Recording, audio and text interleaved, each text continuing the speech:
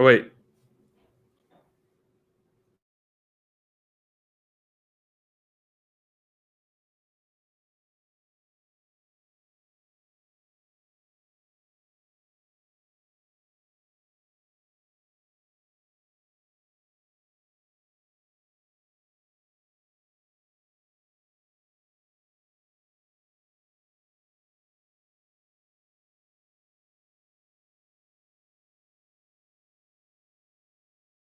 Dynamite download. AEW 2020, John Silver. Special event, as you can see, SPD. For a splashing good time.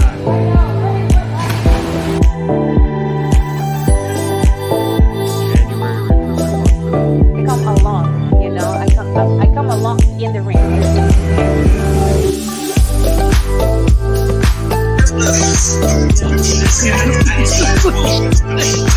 I would not want to hear that. I would not want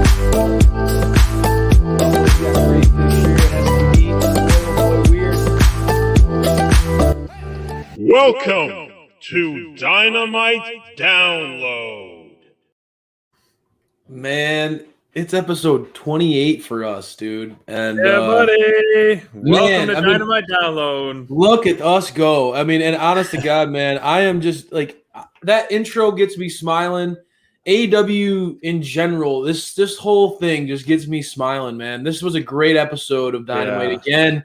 It was really cool to see, you know, like I noticed a trend on social a lot, but no, we'll get into the card tonight. But I think, you know, we need to preface tonight's card with one of those things where it's like, you know, this card had matches that were like, you know, Mox versus Cesar Bononi and Christian versus Frankie and things like that, where you're like, all right, like, you know, we've gotten accustomed to seeing, you know, big stake matches on free television, you know, we got, and but somehow, some way, AEW puts together a show that, I mean, I've noticed while on social, you know, after watching Raw and stuff like that, you see a lot of people, man, like this show was awful and but man, every time you watch Dynamite, it's like, was that the best episode of Dynamite we've seen all year? You know, it's like it's just every week lately, and it feels like we've been saying that since the get, brother. It's just becoming more and more polished.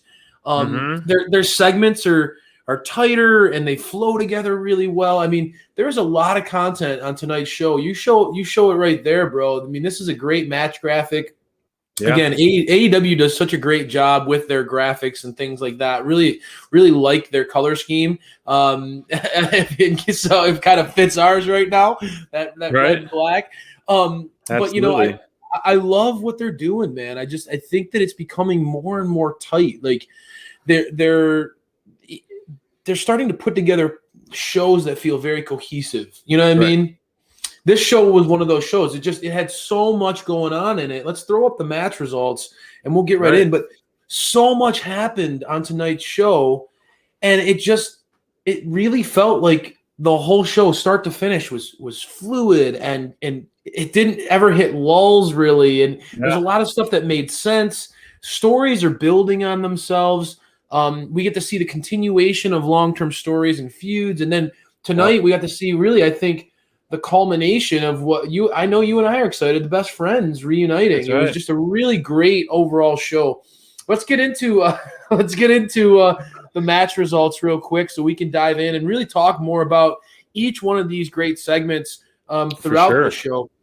SPD, you know, Christian Cage made his in-ring debut against Frankie Kazarian, and he came out on top. I thought that this was going to be a match that was going to push Christian, and it certainly did. Kaz has been the standout in a lot of ways for a veteran in AEW. This guy, as Excalibur pointed out, he came into this one as one of the winningest records in all of AEW. So this was a great test for Christian. Hard-fought match, two veterans. Can't wait to talk more about that one. I thought that was an excellent showcase for the debuting Christian Cage. Absolutely. And, you know, Cody Rhodes versus Cutie Marshall, kind of a Nightmare Family inter-turmoil match, you know, two friends going head-to-head and an exhibition match that turned into absolute chaos at the end. And, wow, we had a lot of, you know, almost very surprising, mind-blowing things that happen after matches tonight, and it was really pushed the pedal to the metal on a lot of feuds and a lot of exciting stuff in AEW Dynamite, AEW, television or YouTube. And this was definitely one of those wow moments for sure. That's really going to make a lot of new stars and develop a lot of new faces we're going to get accustomed to seeing more often now. So I loved it. Yeah, absolutely. I mean, and when you talk about building new stars, I mean, the pinnacle of the company, well, we'll get into them later, but really the pinnacle of professional wrestling over the last year or so, PWI's number one wrestler in the world, Jon Moxley, has really broken through at a global level since getting into AEW here. And I think that this match against Cesar Bononi, when we've talked a little bit about his journey and what he's going through, the pre-match promo from Moxley was an awesome one to build that match. Anytime you get Moxley in front of the TV and let that man speak, you're going to hear great stuff. So really thought that was a great match. And it made Cesar the dude is a beast. The way that he got choked out at the end, that was a real fight till the very last breath, So I thought that was a great overall performance and another nice tight victory for our former champ. Absolutely. Yeah. And, Kenny Omega continuing his best friends, his own best friends, the Good Brothers, getting in the ring with Lucha Brothers and Laredo Kid, who have been putting on some killer matches. Last week was great. These three guys, Lucha Brothers and Laredo Kid, are really hitting on all cylinders, and they are so fun to watch and did not disappoint again tonight, which really set up another trios match we're going to get next week, which I can't wait for as well. So this was a high energy one I absolutely loved. No doubt. I'm not surprised to hear you say that. Just the wrestling style. We know you love yourself some Phoenix. Nyla Rose and the Bunny, that true heel pairing in the women's division, went up against Tai Conti and Hikaru Shida, who is our defending champion. Got to see a lot of antics go on in that match. A lot to unpack, a lot to unravel. You're going to want to work with us through that match. As PD, you and I got a lot to chat on how that one broken down. I obviously love seeing Butcher and the Blade get involved. I do like seeing the way that Matt Hardy and the Hardy HFO, that whole Hardy group, family.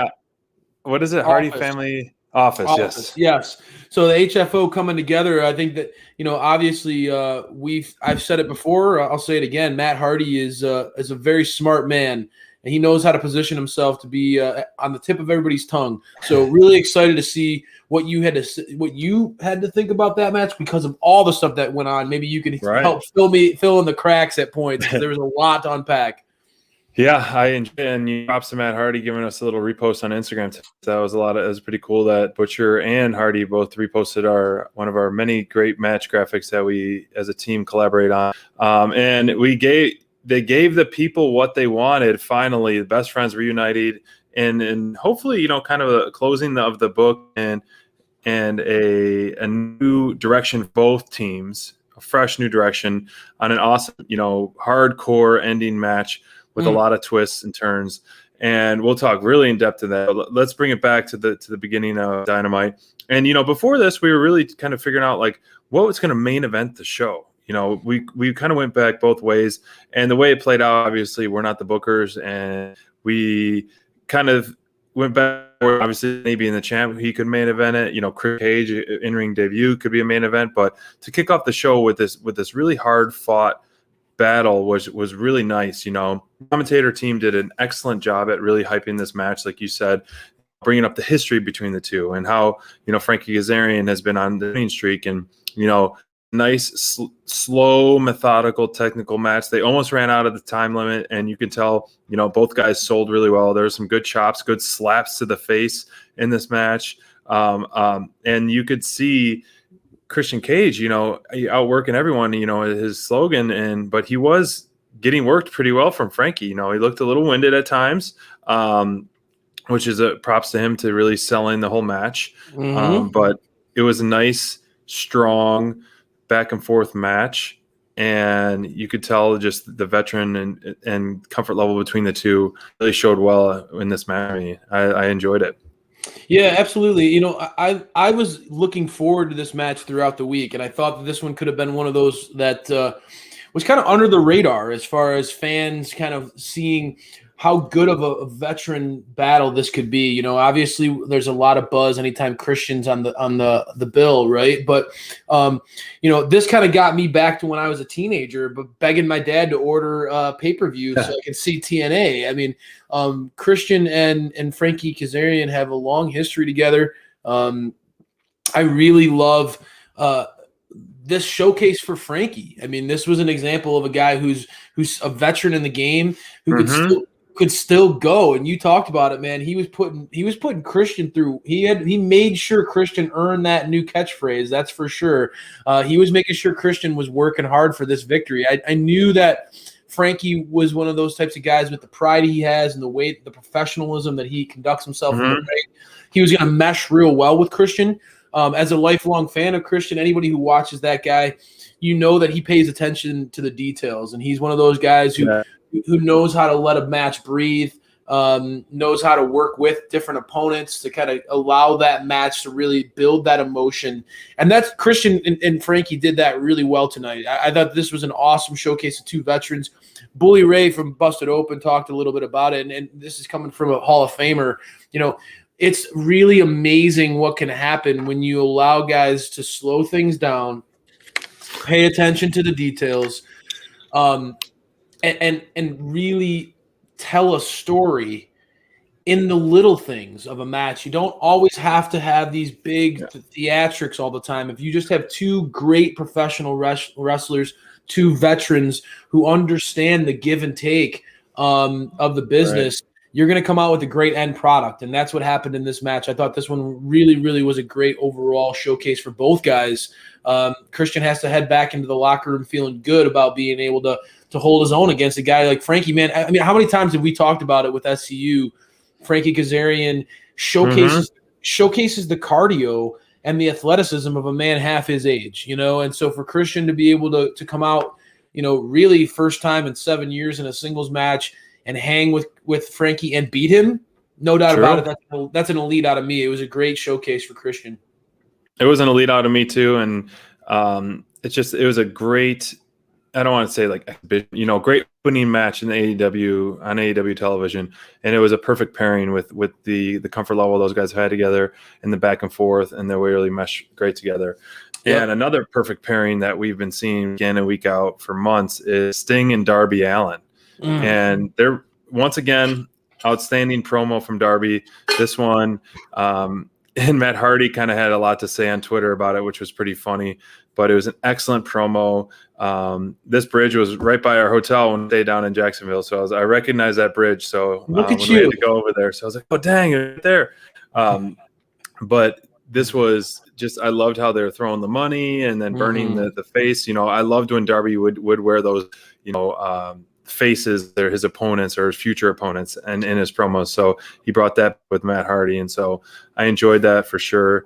This is, you know, I could see Big Money Matt in the title from TNT. It would make sense, honestly. Like I keep saying that with, like, you know, like Archer probably doing this or someone else doing this.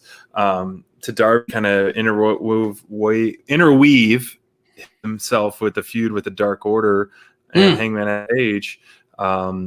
It just be, I think it's smart and it's a good transition. Him and Darby Allin versus Matt Hardy would be a great match. The TNT that's actually, you know, SPD. That's actually a really good point. I mean, we've talked a lot about who's going to dethrone Darby, right? And a lot of times we've built this up to be, man, this could be a star-making moment, right? If you had somebody really do that, but Darby's such a, you know, he's such an easy guy to root for. It would, I know that you hate, the roll-up finishes and those kind of like crappy kind of finishes, but could you imagine if Big Money Matt got himself an opportunity, somehow weaseled his way to get a title shot, and then somehow the HFO got involved and somehow distracted Darby and allowed Matt to become champ. And obviously Matt, you know, if he became champion, yes, there would be critics and things like that of, oh man, now another, you know, older guy gets a title run. But honestly, we've talked about it and we've seen other fans echo this same sentiment.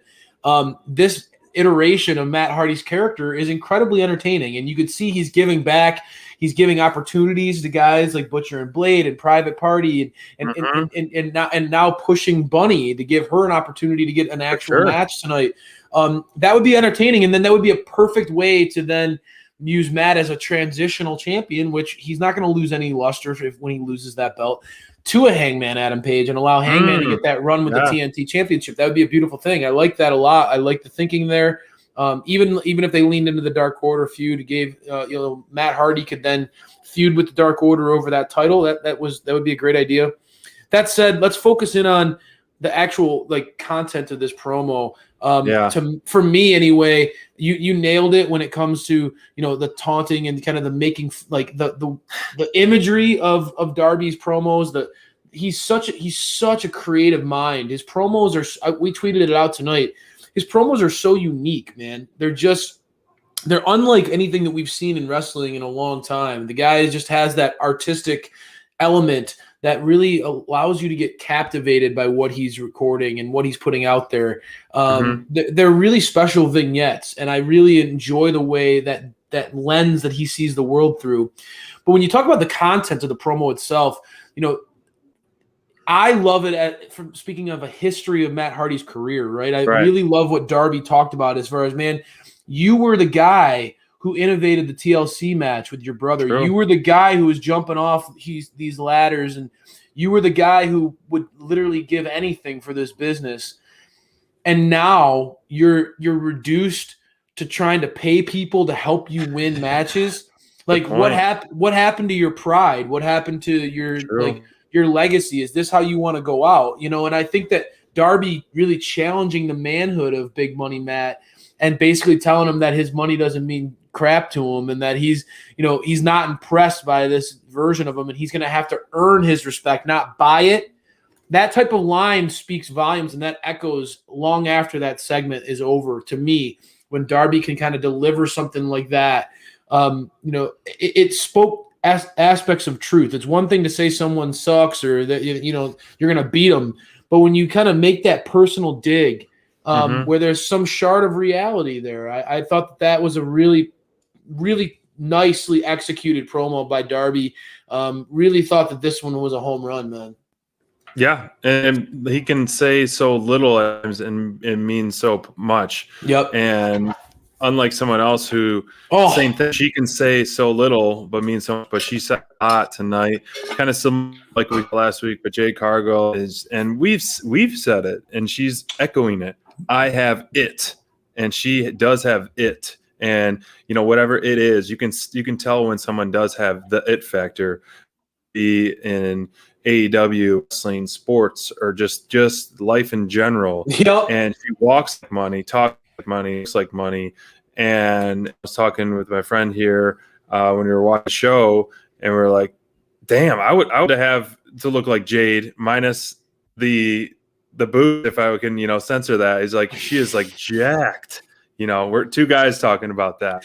She's like in such good shape. She's the talking the talk, walking the walk, and she's elevating her stardom. And I think which we saw later in the show when she interrupted Red Velvet and just whipped her across the room. Essentially, it was a freaking beast mode.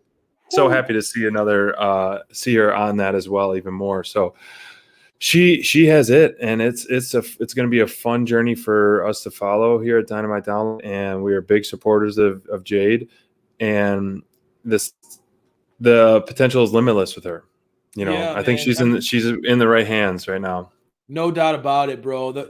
It was very controversial when we started saying it, but as Jade continues to be presented this way week after week after week, after we see how she can deliver the confidence, the charisma that she just exudes in her very essence, we're proven right.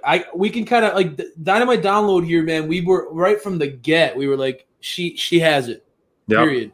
And there's a lot of people on Twitter who want to argue, well, we haven't even seen her wrestle yet. How can you say that she's going to be a star if you haven't even seen her wrestle? She can fall, dude, there's no argument. We can just sit back and we can watch it play out, and it's fun to do from a Dynamite Download perspective. I love it because absolutely we put that bold take out there that she has that potential to be a megastar, an absolute megastar for AEW. I mean, she already the star. Bro, but You know what I'm saying? Like, Yeah. she like from the promo, like the lines and how hard hitting she is with those lines. It's one thing to have that kind of material and to say Yep. what she was saying, but to say it with that oomph, with that extra like stank on it, like she Yeah, was for coming sure. hard, and then for her to back it up and really lean into that like extra badass mentality that Jade was showing. For And sure. and literally, like you said, just throwing Red Velvet around, just ragdolling her, dude, backstage. And it puts that extra like nastiness on Jade Cargill, man. Like she walks the walk, she talks the talk. That woman, she could beat up anybody that I know, man. Like she be tossing She could people beat us around. both. She could beat us both up. Jay would whoop my ass. Dude. Jay would whoop my ass. And I know I'm not the only Twitter mark out there who could say the same thing. So before you run your mouth, watch yourself. No, Jade is legit, man. And I think that this feud with Red Velvet is I see, a lot of that like plucky. I see, there's different imitations of it. You see where like, okay, you see some of the Britt Baker and Thunder Rosa feud going in there, but to me, I see a lot of that Brian Cage and Darby Allin, where you see that natural, like, dude, you had that behemoth versus that plucky underdog. You really see that shining through here. I love what I'm seeing out of and how AEW is presenting Jade, dude. It's just so smart. They're protecting their asset, and that's what you do when you have something special. You protect them, and it's obvious that that's what they have planned for Jade right now, man. Very exciting time to a star blossom like that. And that's the thing, SPD. When you look at it, like this whole thing started with Red Velvet sticking up for the Nightmare family and for Brandy, right? And now this all plays out. So there's a lot of personal stuff going on with the Nightmare family, and like you were talking about here, nothing more personal than Cody versus Cutie.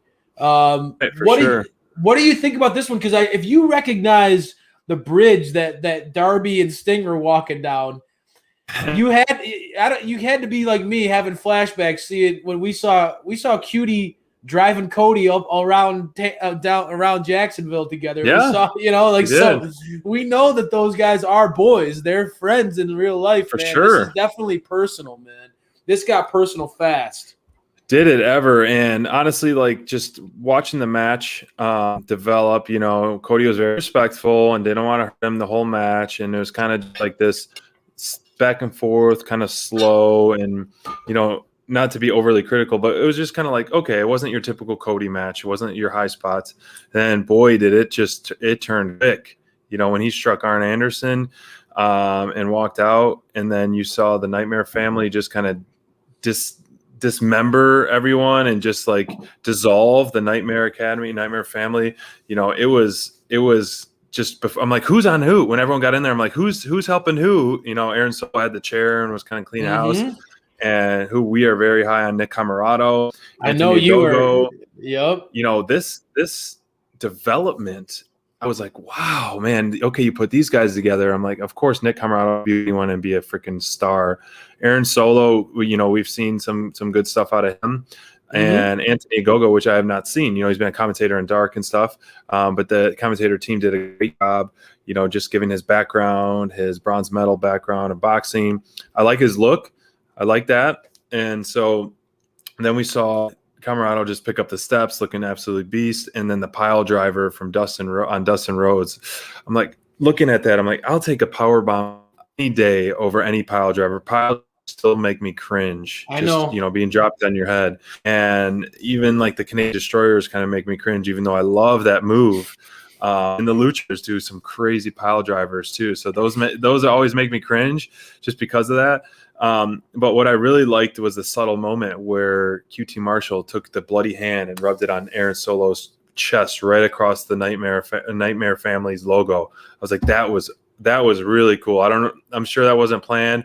Solo kind of looked like, oh, get this blood off me in a way, Dustin Rhodes. This is, they have a good core of young, fresh, green talent in Nightmare Family. And this is just to be some great storylines going forward.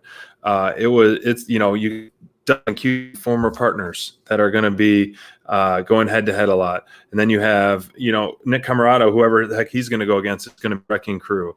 I'm all for this. This was just a wow factor moment, and then we of course Jade coming to the aid at the end. This is just then they Red leave. Velvet, of course, yeah. Excuse me, Red Velvet. We're talking much Yeah. about Jade. My mind is blown because of what we saw.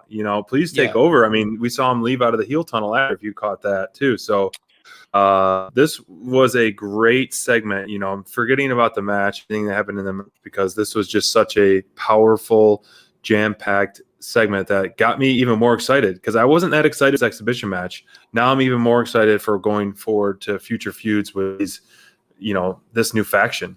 Yeah, man. I mean, I think that, like, for me, the potential that you see, and this is where people got to remember, like, I was disappointed too when we saw the Cody versus Penta feud get over with so quickly. I understand I was watching on Twitter. There were some people who had some backlash on that, but when you look at this match, bro, and you see what they're doing here, it's like, guys, they're investing in the future with this feud. Because Penta is a long-established veteran. He doesn't need the rub from Cody, bro. He's every bit as good as Cody, and a lot of people, really around the world. True. But this feud now, yes, you inject it with that very, very personal now feud between Cutie and Cody, which I think is going to be interesting. Mm-hmm. But more than that, it's going to be about showcasing these young kids. And when we were all watching this one, SPD, we were texting back and forth, brother. It's just like the way that those guys were throwing around Shoddy Lee and Dustin and just the how dominant they looked. It was like, it took me back to like Nexus vibes. I was like, wow, this is impressive stuff, because it's young guys who are like ripping, like chomping at the bit for an opportunity, and you can only imagine what QT was planting in their ears. And that's what I find fascinating too, right? Is the dissension.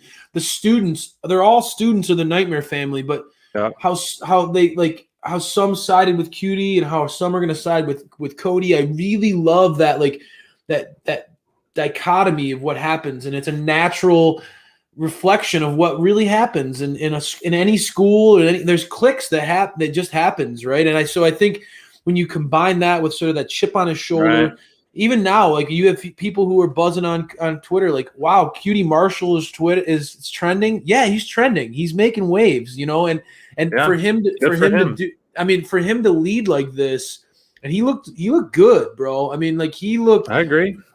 I'll say, even in the match.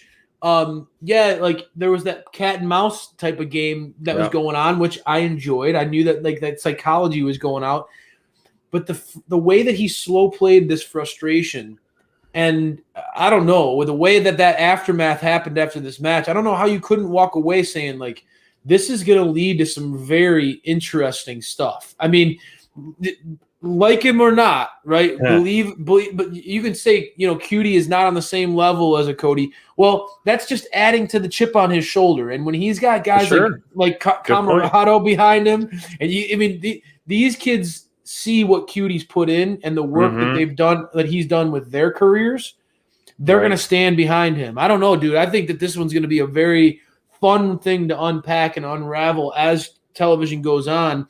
And we've been chomping at the bit for Camarado to get more opportunity to look like this, to look this strong. Absolutely. He definitely did tonight, didn't he? I mean, what a way to showcase that young talent. They're investing. AEW is investing in young talent, and what this does is it gives stuff that can happen on all their different shows. This is on Dynamite. Right. You get introduced to this feud on Dynamite through Cody and Cutie, but then you're going to see these guys battling a Shoddy Lee versus a Nick Camarado. You're going to see those types of matchups happen on an elevation, and it's going to make those matchups feel more important. It's going to give them story. It's going to give them like actual life rather than just feeling like two random pairings. I really love that. I agree, man. This is an exciting of fresh teams that are going to form and all that, and can't wait for it.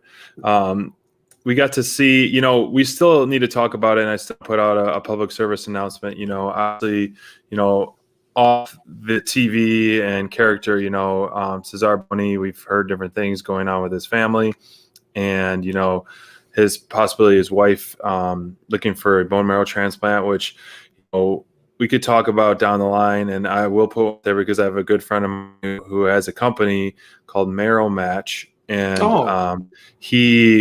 I'm on the bone marrow registry. It's extremely easy. You take literally a Q swab your cheek for like 20 seconds, mail it out, and you can get on the registry.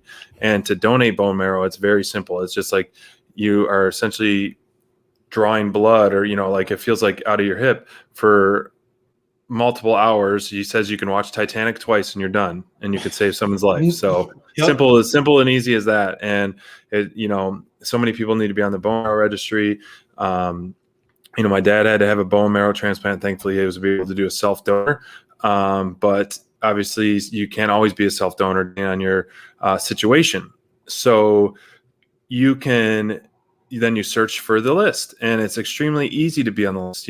Pretty much anyone can be on the list. My friend's website is marrowmatch.org, and you can get a free kit sent to you, swab your cheek, mail it out, and get on the list. And, my brother-in-law got matched because he was on the bone marrow registry, and then ended up the person needing it down the line. So it was pretty cool to be on that. So, marrowmatch.org, we'll talk about it. I'll put it all on Twitter, but it's maybe we can get some traction from AEW and they can repost and do some stuff on that, because it's very easy and very helpful thing to do, to be on the marrow registry list, and you could save someone's life. So enough of that, not enough of that, but the reason why we bring that up is because of the match with Moxley and Cesar Bononi. And I think Cesar Bononi is, this guy's got a good look. What Moxley said in his promo, he's like a Baywatch lifeguard. And so it's pretty touche on that.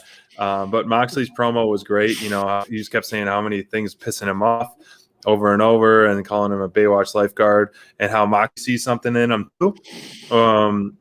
And I think he's got some potential. He's taken some losses to back, but he does have a good look, and I think that we could see some wins pick up him down the line and just get some more momentum. But what do you think of his promo ahead of time before we talk about the match? Well, Moxley, man, I mean, like, honest to God, I feel like he could be like in the Cat in the Hat with the green eggs and ham. I mean, I want, like, he could honestly cut a promo with a house. He could cut a promo with a mouse. This guy is like as good as it gets, man.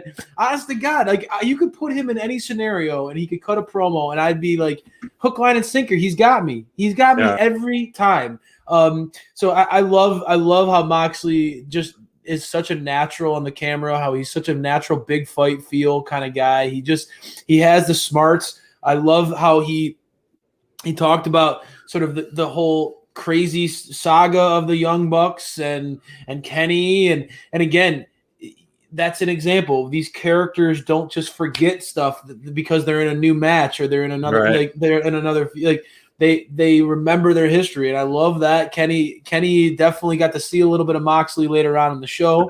Right. But the match itself, once you get into it, I mean, it was. I've been really, like, I've been saying, and it's no coincidence that you talked a little bit about Marrow Match. AEW is definitely that. It's a family focused environment, and you can tell that the actual company feels like they care about each other, and they want good things for each other. And this is an example with Cesar Bononi. I think like what Tony and AEW has done with giving him, steady work, giving him a bigger platform, showcasing him and things like that, and keeping his mind off of stuff the best that they can, and keeping him busy and giving him these great opportunities against a guy like Jon Moxley, who is one of the absolute best on the planet. That's their Hangman way of last week too. Yeah. Right. Top guys. Exactly. Giving him a showcase against some of the absolute best on the planet. That's a way that's going to naturally lift your spirits as a person, and yes, he's got a lot of other stuff going on in his life and very heavy stuff. And that's a reminder that, like, we push forward, be kind. You don't know, you see this guy and you're thinking, man, he's living a dream life, right? He looks like Moxley said, he looks like like The Rock, basically. He looks like an absolute freak. And he's a professional wrestler. He's got a beautiful wife and kid and all these things. And you think, wow, like he's living the perfect life. Well, no, everybody's got their own battle. Everybody carries their own burden. And so I think that AEW, that I'm so proud that that's what we're here. We were inspired to do this is because we love this company. We believe what they're doing is genuine. Sure. This is an example. So I love Cesar getting this opportunity. It's a shame that unfortunately he got choked out tonight. The way that he got choked out was beautiful though, man. Like he was like, he was dying on the vine for us. But beyond that, man, like I loved how that whole thing played out. I love how Jon Moxley kind of just showcased that he's the top dog. It was a dominant win at the end. But he got more shine than the Hangman match, and I thought that was a nice little way that Moxley again makes his opponents look like $1 million. Overall, dude, like this one, I think that was it the strongest match on the card? Of course not. It wasn't the top match on the whole show, but overall, it was a lot of fun to be a part of and to see that play out. For sure. And some of our comments in the chat, I thought it was pretty not funny, but true. I mean, if Benoni was in another company, they would keep him at catering. Yep. And, everyone is getting a chance in AEW to prove themselves. Mindrunner and Ryan, you guys giving those comments. Thank you so much. How we have Dark, Elevation, and Dynamite. And it is, we've heard, wrestlers speak, and it's a consistent thread and consistent mindset that everyone's there to uplift each other. And everyone's there as a team. It's not a dog eat dog type of backstage, whereas sometimes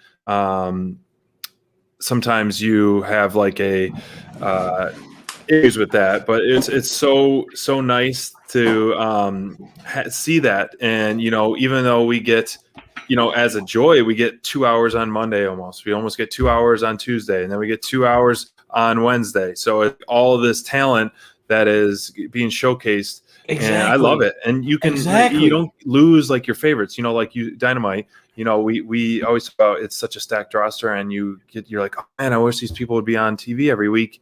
And you don't. And, now we're going to be able to get that opportunity with Elevation kind of being almost a sister show to Dynamite as an important in terms of matchups. Dark being more of a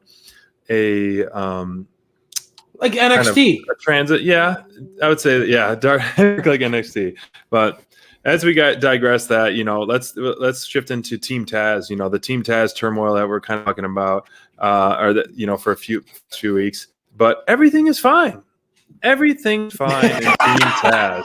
And just by the look on Ricky Stark's face, everything is perfectly fine. And, it's another one of those promos where body language and facials almost told the whole story. But we did get to see from Ricky and to Brian Cage again. This picture just cracks me up. His smirks lately have been so outstanding. And, we're clamoring for Cage kind of be broken out of his cage per se, because he is just this underutilized talent that is really proving time and time again how amazing and how seasoned he is and how just innovative this guy is. I mean, who better? He is just seriously just mind blowing in the ring. I love it. So where do you see this going? Like, where do you see this ultimately going? Do you see like a one-on-one match going? Ricky Starks and Cage, and then them kind of breaking off. What do you predict of Taz down the line? Well, I'm honestly, I'm just geeking out hearing you talk about Cage like that, bro. I mean, I love hearing you give him the props like that, because he's definitely he's your type of wrestler in a lot of ways, and I think you nailed it. Like, you expressed why he's so fun, because he's a veteran who has built up his raw power to be something that's now controlled power.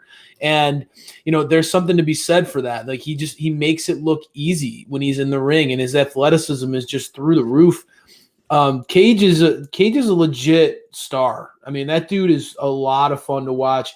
But it's funny because, man, Ricky Starks is just he grabs your attention whenever he's on screen. The little nuances of his performance, he's hilarious. He's playing into this like teacher's pet type of thing with Taz. Look at the devious little grin that he has on that picture. And when you see that played against Brian Cage, you slowly but surely seeing like he's it's starting to rub him more and more the wrong way. You can tell he's losing patience. And I think this is interesting because it's like this is Taz's first client, really. This is how Taz built Team Taz off the back of Brian Cage. And now you're starting to see like Taz is siding more with these other guys than his main dude, and that to me is a fascinating underlying current of this story that gives Brian Cage more motivation to be frustrated with his current plight. You know, it's like dude, like there was no Team Taz before me here, and that I don't know. Yep. So I find that interesting. I think it's natural that we want to see this play out where it's going to lead to a Brian Cage versus a Ricky Starks in a one-on-one scenario. I think that makes a lot of sense. I think that's a star-making moment. And like we talked about it before, I said it. I was like, dude, if Ricky Starks can get a win on Cage, who we've seen Cage take some big losses in his career here at AEW. He's had some big wins, but he's had some big losses. And I think that Cage is one of those stars that's proven it doesn't matter. He can afford a loss, and he's still a bankable commodity. If Ricky Starks can get over on Brian Cage by hook or by crook, I feel like that could be a real bona fide superstar making moment for Ricky Starks. One that we're all waiting for. I think that we called Ricky Starks. I agree. You rewind it to our award show.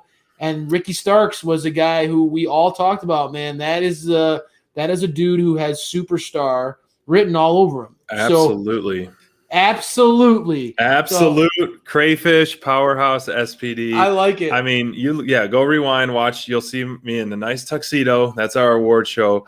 Ricky Starks was one of those. Thunder Rosa, obviously, and of course Wardlow, which we saw tonight. And I am wearing my Inner Circle shirt loud and proud because this was a literal stand-up, scream, pump the fist moment on Dynamite. We had this pretty – I mean, it was a jam-packed show, and this is the one I'm still remembering the most because I was so excited about this. MJF had a gift to the Pinnacle, which we saw them in the former Inner Circle dressing room. They had a stylist – and they said that they're going to an interior designer, and then oh my gosh, we expected like the Inner Circle to kind of reappear at some point, but I didn't expect it in this backstage segment. And as soon as he opened the door, this picture, I was like, yes, oh my gosh, because Jericho, even though it's been a couple weeks, he's got a little scruff, look a little different, and we are huge Inner Circle fans. I mean, from top to bottom, and it's just elevating them to a whole nother threshold of love for them. I'm gonna even love them even more as baby faces going against the top heel in the business. Oh my gosh, there's so much that happened in this segment. I'm like a kid in a candy store. They started fighting in the hallway, or just first off, MJ's like, we gotta go, and then when Hager opened the door. Hager was at the door. I was like, oh my gosh, yes. Oh man. So the feuds that we have talked about week in and week out, what we're going to get out of this is going to be so great. The Spear Sammy feud. Sammy seriously just did that go to sleep, oh my gosh, in the hallway, and then slammed him in the door, kind of being the doorman versus the chairman, in a way like that. And then Hager and Wardlow, he slams him through the massage table. And then you saw Wardlow punch the wall too, which is pretty cool. And then, of course, Proud and Powerful with FTR, man. FTR was busted up, Dax blood was just all over the place, man. I was like, where did the blood come from? Then they went and showed Dax, man. He was like gushing pretty bad. And then, of course, the leaders, MJF and Chris Jericho, finally – Karma is coming back to MJF. He is now face first in the drizzling shits. He said he would never be on our show, but there he is. There he is. He's face first in this drizzling shits. He is face first in the drizzling shifts, thanks to Jericho. Oh. And you're welcome. There's a thank you so much, Chris Jericho, for giving MJF the drizzling shits.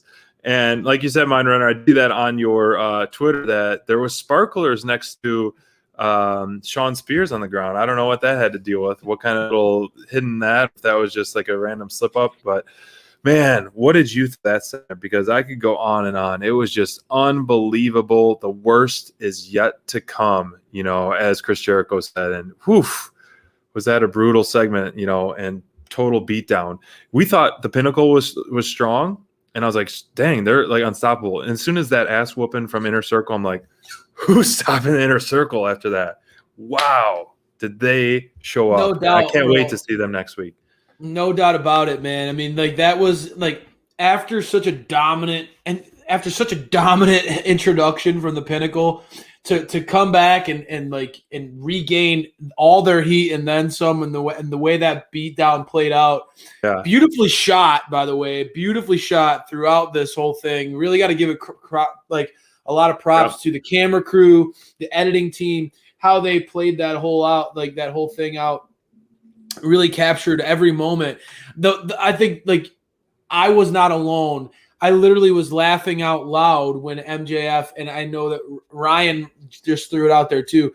When MJF said man, there's a smell in this room, and he goes to open the bathroom and he sees all four of them and he goes, oh God, we gotta go. His acting ability was absolutely, again, on point. MJF is so good, such a good character actor. That dude is hilarious.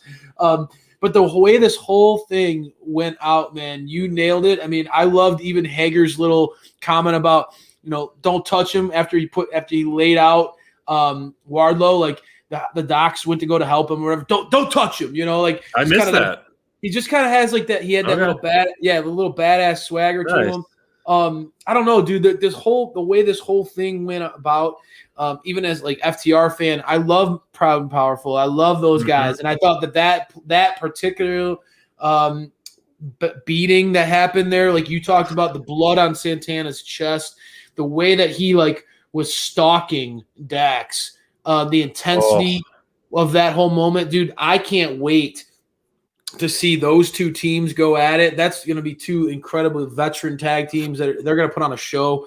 Man, we said it though when this came out, dude. It was Pinnacle versus Inner Circle is going to lead to months, not just weeks, but months of great content, great television. Yeah. And they delivered and then some. We've been wanting to see when they were going to get their revenge. MJF has been taunting them, talking trash to them ever since that night. He got his comeuppance and then some. The man got it. When you get your face shoved into a toilet, it doesn't. I mean, that doesn't get any lower than that, bro. Exactly right. So that's right. Man, this was a moment of the night. This is going to be another one we talk about long. And going into tomorrow, I'm going to be buzzing about this one. I'm going to want to go back and watch it, go see all the little nuances of this one. Really funny, brutal. Just everything you want, everything that you're asking for as a wrestling fan. I don't know how you can't look at this one and just be like, this thing is perfect. It's building multiple feuds, multiple great matches, absolutely perfectly executed. Loved it from start to finish. I'm wearing this loud and proud. That is for sure, man.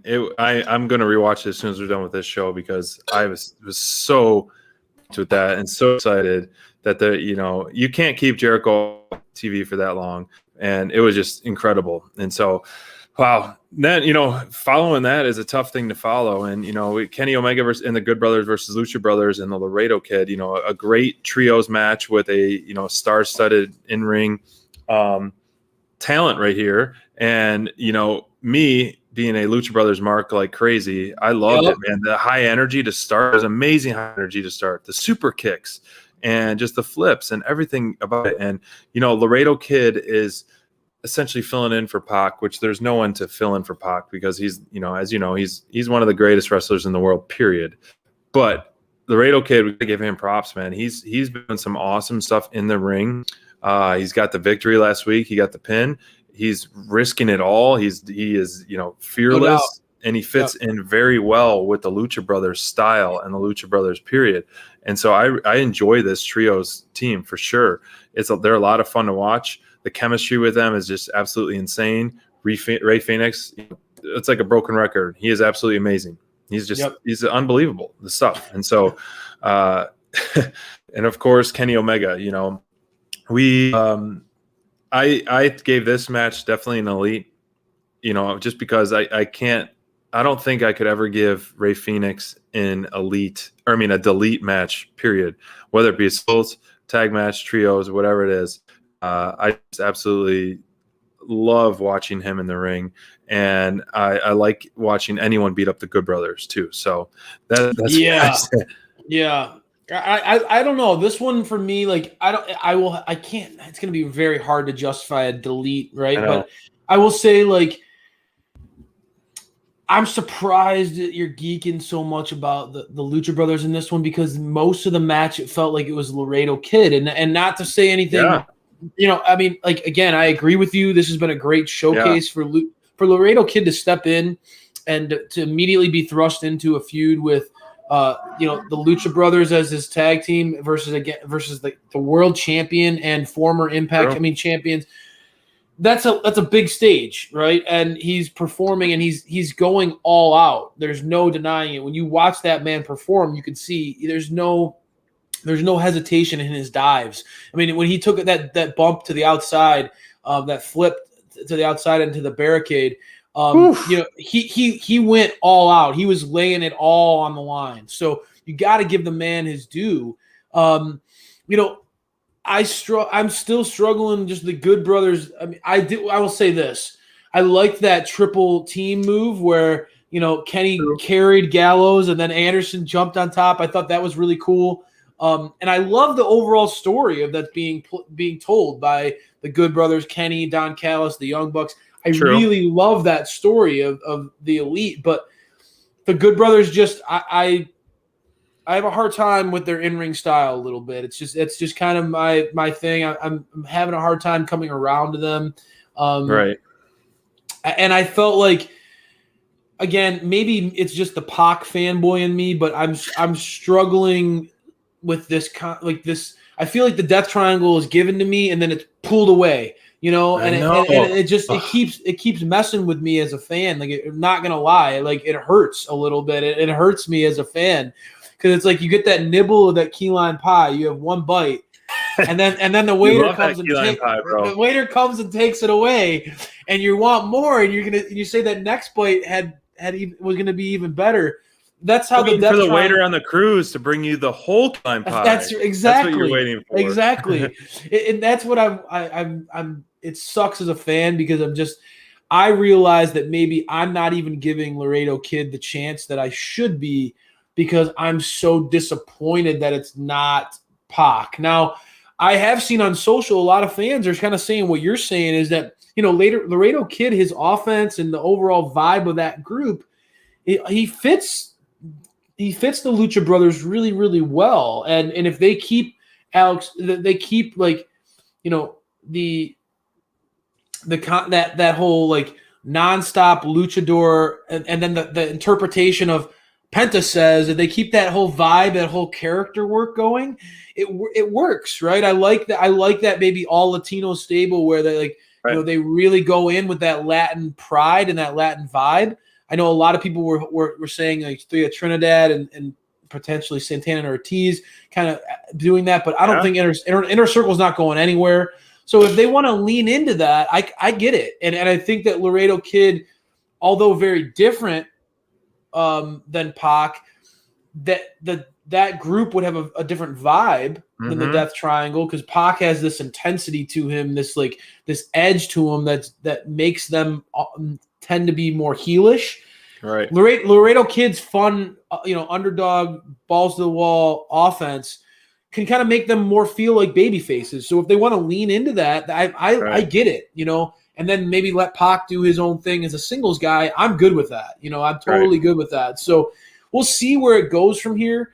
What did you think of the post match stuff that happened with Moxley, the Young Bucks, and really the segment with the Bucks. Let's talk a little bit about like what all that stuff that happened, because for me, with Don Callis, again, the way that he recapped Kenny's words, and like, you step back and you take a little, like, you think about where he's coming from. Mm-hmm. You do understand like how Kenny and Don can look at the actions of the Bucks and say, wait, you're going to side with John Moxley now tonight? You're going to let your best friend get left lying? You can understand that frustration. I don't know, man. I think that this storyline's fascinating. It's one of my favorites in all of wrestling right now. Yeah, man. It was, this promo where he got a slap in the face, Matt Jackson, on saying how you broke Kenny's heart. What is wrong with you?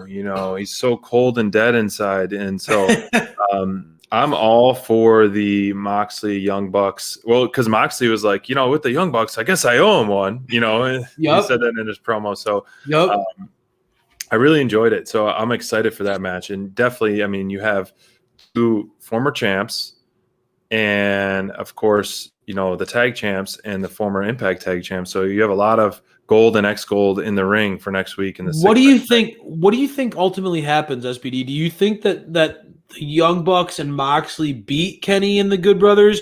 Do you think that, like, for me, and maybe I'm going too heelish here, but I could see this being like an ultimate setup to turn on Mox. I don't know. Could you see the Young Bucks being true to the Bullet Club nature and turning on Mox, and it being a total beatdown of the elite, the Bullet Club, going in and just putting an absolute beatdown on Moxley and kind of ultimately painting him even more as that underdog?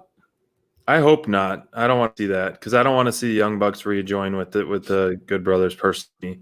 Like I said, I want to see the Young Bucks take over their elite, in the elite, and kick them out and say, they don't belong here. And so that's what I want to see for that. So I don't want to see Mox get turned on again, and then really just, the 1-5 and just that. I'm not ready for that, but anything is possible. Anything is possible for sure. But let's talk about one of our favorites, the DMD, which it shouldn't be a Dynamite without seeing her at some point. And like we've said, even if you aren't a champion or aren't, let's say wrestling, just show face, as the champion. That was one of the biggest things that I was always kind of like hard on, like Sheeta being the champion. There was weeks and months where she didn't even show face, whether it be a promo, just ringside or something. And, the face of the division, Britt Baker, showed face tonight, of course. And, she's promoting Elevation, which, more and more people are doing, which we saw, Scorpio Sky and Ali Ethan Page do that as well, which was going to be a great team, in my opinion. That's, as I digress, we did talk about how it's like, okay, yeah, Thunder, this isn't, whoever wins this match, it's unsanctioned, so it's not going to be a win on there. And so finally it got brought up, the biggest win of Thunder's career doesn't count because it was unsanctioned. And how Britt is the legend, Britt Baker. Now she's calling herself the legend. So I love this promo, man. It was great for sure, man. Britt knows how to dish out those little daggers, man. And I love how, like, she's not letting this go. We here at Dynamite Download have been advocates. We didn't want that lights out match to be the end of that feud. We feel like there's so much more potential that those two can continue to play as things play out over the course of the summer. Really excited about the fact that they're allowing these two to lean into what we know and have known from day one, that this is gold. So I like where they're going with that, bud. Yep. The content of the promo, again, made a lot of sense from Britt's perspective. And there were some of those daggers again where she talks about how Thunder. She noticed that Thunder is going to be wrestling on Dark Elevation. So that's really great. That's a great showcase for you, Thunder. There's Britt just totally. This is an example where Britt just completely and this just was one of those verbal examples of her pouring that water bottle on Thunder's face and smearing the makeup on her. Like, that was a one. this is just an example of like her continuing to do everything she can to undercut Thunder, to humiliate her, to rub her nose in it. Like Britt is leaning into this, and it just makes you want to see Thunder eventually come back and get her hands on Britt again. And I love that. That said, I mean, dude, Britt, her promo did naturally kind of lay out the landscape of AEW television or AEW content going forward, where it's Dynamite is that showcasing the stars, and Elevation is really where we're helping to build future stars. Dark has kind of that developmental feel to it. I really thought that was smart, and it's a reflection. Britt's becoming more and more. She has been like an ambassador of this company, and she's the face of the women's division. But if you're following her on social and you see what she's doing with the media and things like that, Britt is quickly becoming one of the more vocal advocates for her colleagues. She's always rooting on Jungle Boy. Even tonight she gave Christian Cage props. Britt is very much, I think, at this stage, especially for being that heel, she's kind of pushes AEW product really well. And I think that's stars recognizing stars. You see like what she saw out of Ricky Starks tonight and things like that. I don't know, man. I think that there's a lot of pride in her love for AEW, and maybe that's what motivates her in this feud with Thunder is, that she feels like she's got to protect AEW from this outsider coming in that's going to threaten her place. I don't know. I see a lot to this feud that I'm excited about. I thought Britt killed it again. She's always gold on the mic. Like you said, SP, there's certain characters now that you feel like, yes, there are going to be other moving parts of AEW because it's such a large roster, but you have to see MJF, the Pinnacle, Inner Circle. You have to see some element of that every Dynamite. Yep. Britt Baker is one of those characters. You have to see her every single Dynamite in some capacity.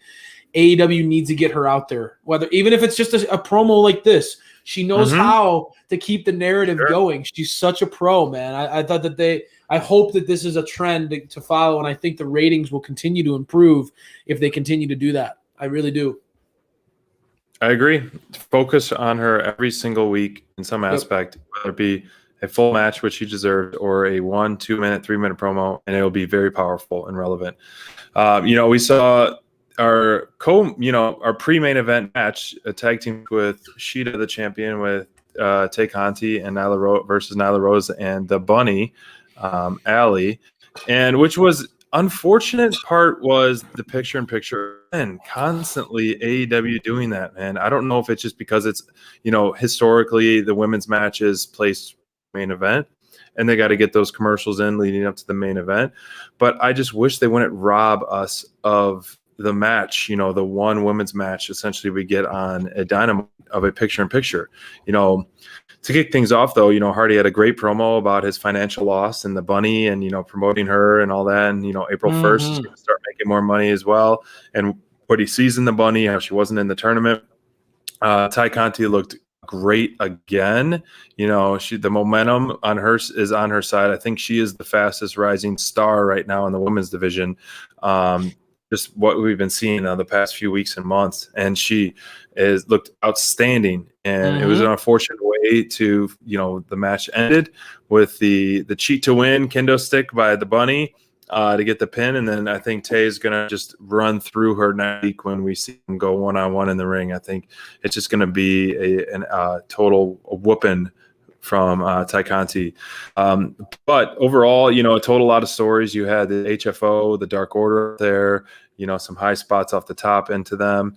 Of course, you knew Chaos was going to control, but the momentum it just sucked about the picture-in-picture. But, Nyla Rose, continually looking like a total beast. But we're not talking about the most important person in the match, which is the champ, like Shida, couple cool spots, but I'm not remembering her from this match, and that's kind of surprising to say that of your champion.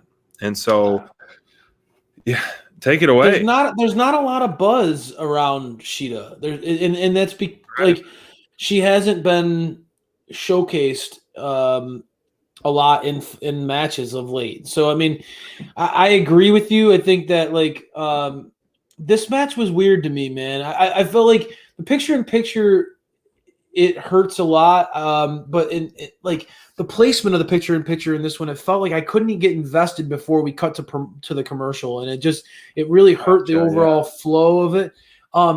That said, dude, like I'll put it out there, Nyla Rose.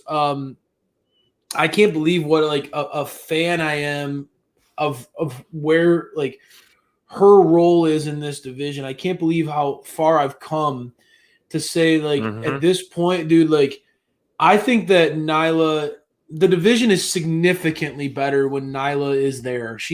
There's something about her, the way she wrestles her matches that gives instant credibility to like the overall underdog mentality of those like she's an instant bad guy. Like they nailed it with her with being the heel. Is that she has to be that heel force that a Ty Conti who's on the ascent, getting her to get over that hump, get over that hill, that unstoppable monster. It gives her that Ty that extra boost heading into a championship match. I just think that this is a great use of Nyla's character. I think that she needs to be utilized in this kind of fashion moving forward. Just kind of the gatekeeper of the women's division, as I like to call her, is just you will not get to the peak unless you go through Nyla, and I think that that's where she needs to be.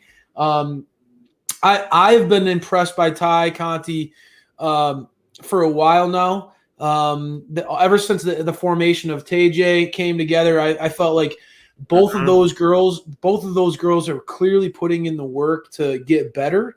Anna Jay, unfortunately, getting injured has put her on the back burner for the time being, but it's allowed in the positive, just like we always talk about a Dynamite Download. You could talk about the negative or you could talk about the positive. There is always a duality in life and in the product. It's all about your perspective. And so, yeah, you could say what a bummer it is that Anna Jay is hurt and all these things and how that derailed that momentum. But now you see what a platform that's allowed for Ty Conti to have. And you see that stardom growing. And SPD, you're not wrong, man. Like there is an it factor when it comes to Ty Conti. She's got the look.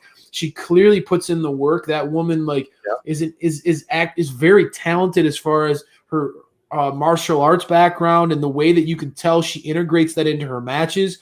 You and I always love those types of performers, male or female, that gets you to believe that this is the fight aspect of a wrestling match where you can feel like the purposeness in the moves from move to move when you see that there's the thought process in what they're doing where they're analyzing what to do next and they're really going at their opponent and how to beat them, how to dissect them. Ty Conti brings that to the table. So I think that they have something with her. AEW's women's division has very quietly developed into an incredibly deep division where it now rivals it rivals the tag division in a lot of ways, bro. I mean, I've always felt like the tag division was so deep, but when you look at how deep this women's division has gotten, and now you interject it with what we saw in the main event tonight, you get to see a Chris Statlander come back, who is somebody who people get behind, who has who has a huge following behind her because of her unique character and her presence in the ring is she's got size and strength and athleticism. There's not a lot that Chris Statlander can't do. So you start to see that with Penelope Ford. I've always been an advocate for Penelope Ford. The woman is great in the ring. Has that star power to her and throws, I think, one of the best Hurricane Ranas in all of wrestling. So I don't know, man. I love what the AEW women's division has become and where it can go. It's wild that, like you said, we're talking about so many names other than the champ. But I digress. let's get into that main event where we got to see Chris Statlander break through. I thought that this match going into the week there was a lot of questions on how it would play out and what it was going to mean and all these different things. SPD, watching this one, because I know this feud has been kind of one of those feuds where you struggle to get into it. This was the blow-off. This was the big one. This one had all the shenanigans, the video games, the Lego blocks. It had it all. Oof. What did you think about this match? How did it play out? What when you leave tonight's Dynamite, this being the main event, what were your thoughts, bro? Honestly, leading up to it, I was not excited. I was kind of over this feud, but as this played out tonight, I was ecstatic and loved the way Dynamite ended. I absolutely loved it. Miro, we can't get enough of Miro. He is an absolute beast, a wrecking crew. Even the announcers hyped him up so much. Like, who's better than him? Who's stronger than him? And it's true, man. We don't get enough of him. And unfortunately, maybe this feud has kind of held him back a little bit, but now hopefully this will just catapult him a little bit even more. But I love the way this main event came out. It was brutal. We've seen 2 hardcore main events in the past, out of the last 3 Dynamites, and they both delivered very well. And another way to just really add some outstanding momentum and fresh stuff with Trent's return, which, we predicted on Friday Night Flights and Fights, the way this kind of, Booking by Bonds did, predicted kind of this. And I didn't expect him to come back that soon. Yep. And it was great. It was a great way for him to return, Sue dropping him off. We love that part, and we got to give the people what they wanted, at the end. We had a double surprise here. And, actually triple surprise if you count Sue. Absolutely. Returning, if you got to go back and watch that glass push to the face of Penelope Ford. Chris Statlander fired that glass in her face, and it could have knocked her out because her face was like, boom, like so bad. And it was a brutal I don't know what was worse, the glass to the face or her, suplex through the table, which looked amazing. She looked great. Statlander looked great, and it was a great return, and I loved it. And then, of course, Trent's return. So this whole thing, giving the people what they want, this was an elite match, blow-off match. I think hopefully this will be where Miro and Kip kind of maybe go their separate ways. Maybe there'll be a little bit more turmoil for the next few weeks, and then Miro can really just go on a tear because he deserves it, man. That guy's a star. And the best friends together, better than, Orange Cassidy by himself and anything like that. So, giving the people what they want as a trio, I think is the right thing to continue forward with them. And it's good to see Trent back. Couldn't agree with you more. I tweeted it out last week, and I tried very hard not to tweet anything negative. And I was even self-conscious. I was like, is this too mean? Is this too negative? But I was like, man, the best friends are so much better when Trent is in the picture, man. That dude is so clutch to making this team feel complete. That guy is the workhorse. Sure. He's like, to me, that's the pro wrestler. That dude is the workhorse of that group. He's that peanut butter to the peanut butter and jelly sandwich, brother. You got to have him, man, to me. So I love seeing Trent back. I believe that, like, Trent is one of we've said it. You go back and watch old episodes. Trent's one of those guys to me, like, who's an unsung hero and on a roster. When you build a roster, you got to have guys like Trent who can go, man. Yeah. That dude can go with anybody. He's got the size, the look. He's chiseled. He's funny. He's charismatic. He's got it all. And so I liked him coming back. It made the best friends feel complete again. We needed to see that as fans, like Excalibur. When you end the show saying you gave the people what you gotta give the people what they want. Love it. You know that's going to leave us with a smile on our face. So I really enjoy. I thought that the comebacks, the way that they brought them all back, Trent was a nice surprise with how bad his injury was and how long he was projected to be out. For him to come back and really steal the show like he did tonight was fantastic. The way coming in the minivan with his mom was an awesome way to come back to the AEW landscape. And when I look at this match, I can give it an elite confidently because yes, there were moments where I was like, okay, like I wasn't you compare this against the Lights Out match, like, well, yeah, I mean the Lights Out match to me, I'm so invested in that feud. You and we've loved that feud every step of the way that I couldn't take my eyes off that match. Now this match, it had its moments, but I felt like overall it was a match of moments. It was a match of things of those moments, like you talked about, the Chris Statlander throat busting through the alien claw game and pushing the glass into Penelope's face, the air hockey drop through the table that Statlander had on Penelope. I felt like that spot on the Lego blocks where was something that we'll all remember. It was a creative and funny, well played. A nice little throwback to the classic thumbtacks. I really liked that. Miro had moments in this one where, man, when Trent came back, Miro took all three of those guys on by himself. Yeah, that was great. And he was winning before he got distracted and he looked psycho. But when he started going after Sue in the van, he looked a little nuts.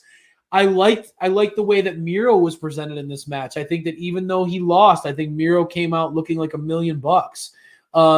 So overall, this match of moments that we'll remember, I thought it played out really well, and it leaves people excited for what can come going forward. Like you talked about, the feud itself, okay, there were moments when we definitely were like, all right, this is dragging a little bit. But now that it's come to an end, we're all excited about the reunion of the best friends. I think that we're all excited to see Chris Statlander come back. And if we have her interacting with the best friends, I'm all for that.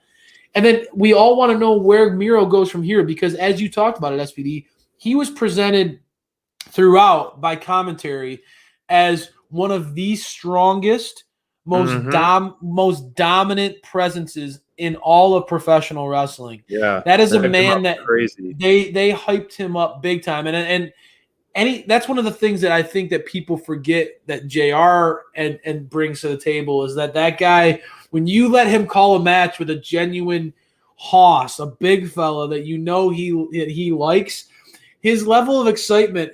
We all have our favorites. His level of excitement goes a little higher. He just loves seeing those big fellas who are athletic and who could toss people around. That's that slobber knocker mentality in him. So it was good. It was good to hear him being able to geek out a little bit over Miro tonight. All things considered, I think that we're going to see Miro come out of this angrier than ever, more focused than ever, and I'm excited to see what AEW has in store for us. Let's get into the top performers, because there's a lot of people that we each talked about tonight where, look, going through the card together, you could say, man, like, is it the Inner Circle? Is it Miro? Who broke through? And for you, you said you were able to hone in on just Jericho. I couldn't do that. I'm proud of you for being able to narrow it down to the GOAT.